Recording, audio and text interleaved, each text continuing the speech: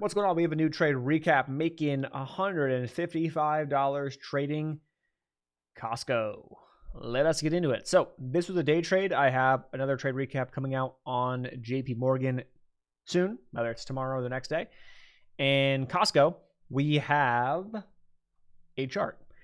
Now, Costco is one that I charted out on Wednesday afternoon on the live stream. And if you missed that, then what we were looking at was I drew this line right at around 789, 790 or so. And if you look at the 4-hour chart, why? That was a prior all-time high in pre-market or after hours, after earnings. And what we were watching was what Costco has done the past couple of days. And I was like, oh, wow, look at Costco. It rejected perfectly off that level and then came with a nice pullback, but came right back up to that spot yet again. So I'm looking at the 4-hour time frame for a breakout over the 790 level, and that's what we got. Now, my entry on this trade was not at that exact spot. I got in at 794.76. So I missed it by like $4 or $5 almost. But what I did see was confirmation. So this is why this is a really nice trade, I thought. You could say it was the 1 hour, you could say it was the 4 hour. I tagged it as a 4-hour time frame just because that's where the idea originated, but it really also was a good 1 hour breakout trade too. You can see kind of how Costco pushed up in pre-market a couple of days ago. Then it came up to that exact same spot, but rejected, couldn't break through. Then you're like, oh man, you're going to miss it. It's going to gap up and then you're never going to get it. Well, it did technically gap up, but then what happened, right? We had this gap up overnight, but then what happened was it came back right into this volume node, which was really where we just kind of consolidated all yesterday afternoon. It came right back into that area and then bounced. I was like, oh, cool. So once I saw this massive green candle, I was like, whoa, that looks really good. And then I saw the volume. Look at the volume this morning compared to the day before. Way better. I was like, okay, this is confirmation. Let's ride. So I got in. And I got in on this morning's live stream. You can go back to the live stream and see when I got in. And I set my stop loss to today's low. And I set my take profit at around 804, which was just shy of a 2-to-1 risk reward. It was maybe like a 1.5, 1.6 risk reward, roughly, from my entry point.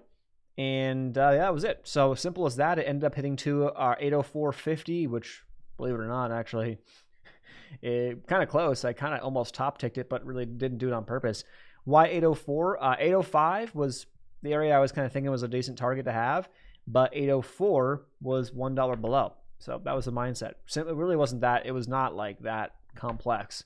And I also looked at it saying like, hey, like, Costco's range intraday, 1 or 2%. We don't generally get massive days.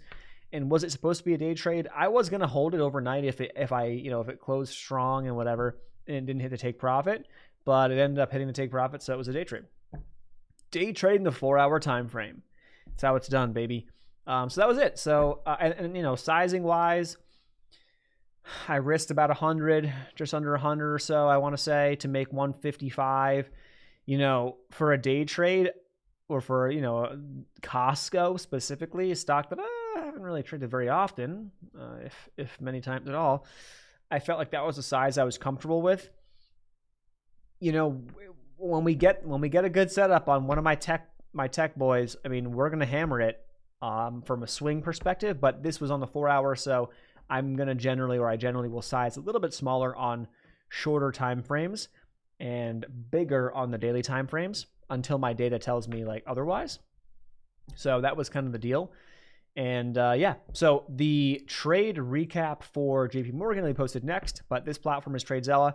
I log it as a bull flag and a 4-hour time frame so I can track what setups are working good and then also what time frames are working good for me. There's a lot more you can do inside of here and take notes and all that stuff and rewatch your trades and all that stuff, which is amazing. But that's, for a different video or for a different time for me to do on my own.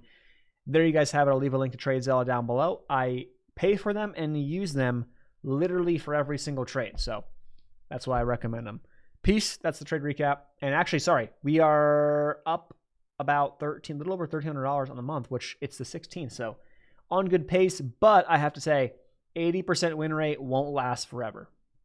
I should make a video saying, yeah, I win 80% of the time, so fuck off, bitch. That's how a lot of people do videos. Not they don't say that necessarily, but that's how they kind of act, and they almost do that in a deceiving way to make it seem as if you should be doing that and that you must follow them and buy from them and they're the most mysterious, magical, amazing person of all time. My actual win rate for the year is 49. So it's actually under 50%. That's more realistic. There you guys have it. Thanks so much, and I'll see you in the next one. Peace.